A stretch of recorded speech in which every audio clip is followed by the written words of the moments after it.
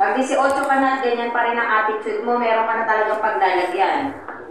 Hindi ko naman talagang may karapatan silang mag-ano. Hindi, kaya nga po, sabi nga natin, karapatan nila kasi sila po yung naagabyado. Ang hangad lang po natin dito, hanggat maaari, makumbinsin natin sila, kuya, na mapatawad ka sa ginawa mo dahil aminado ka rin namang may mali ka. Ngayon, ano ang po pwede natin po? Halimbawa, sakali patawarin ka, ano ngayon yung po pwede mong i-commit para naman yung pananakit mo sa kanya, maano din, matapatan din na magkaroon ka rin ng sanction. Kumbaga, hindi man sa pagkakakulong mo ano yung po pwede mong i-commit sa kanila para mapatawad ka ni tatay at saka ni kuya. Pero bago humingi ka ng ipakita mo sa kanila yung sincero. Sincero paghingi mo ng paumanhin. Kasi aminin mo talaga, inaamin mo naman may mali ka. Pero ipakita mo sa kanila.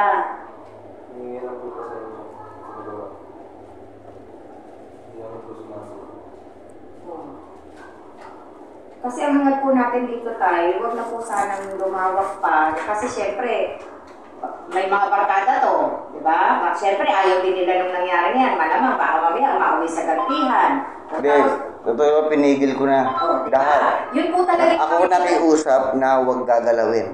Kita mo, maraming salamat po tayo. At least naging pero minded po tuturuan kayo. ko siya ng leksyon. Paano po ba? Ano po ba ang hangad nyo? Sige po tayo, para ano? Kung anong dapat sa ginawa niya sa anak ko, tatapatan niya kung ilang buwan siya sa kulungan.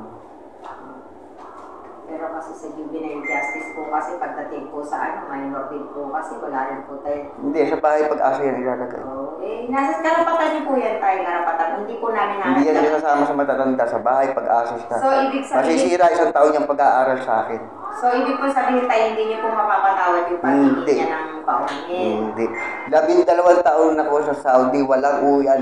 Iniwan ko mga anak ko, maliit pa pagdating ko, malaki na, tapos malalaman ko kinaganon lang. Naintindihan ko po kayo.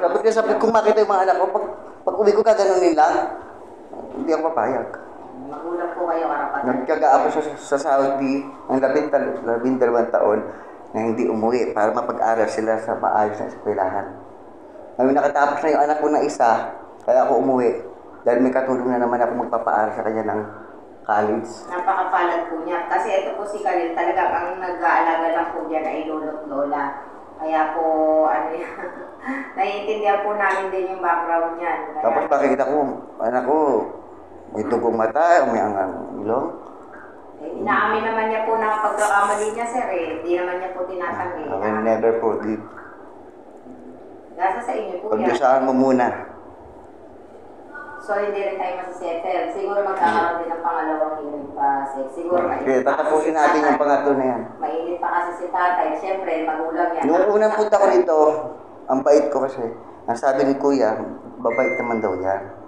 Kaso nalaman ko ang daming reklamo, may mga nagsabi sa akin, pati yung kababata ko, yung anak niya, sinapak niya. Nagharap sila sa guidance. Ako naman po, kami po, alam ko, kasi mapapatawad ko na sana, yung pala maraming inaano yan. Nasubaybayan ko rin naman po yung Paano pa yung mga susunod kung hindi po patatawarin ko yan? Kaya nga po sabi ko, pagdating ng 18 anyos mo at hindi ka pa rin nagbago, may paglalagay. Kaya nga tinatanong ko, ilan taon na ba yung tama? 16 pa lang kasi. 16 daw.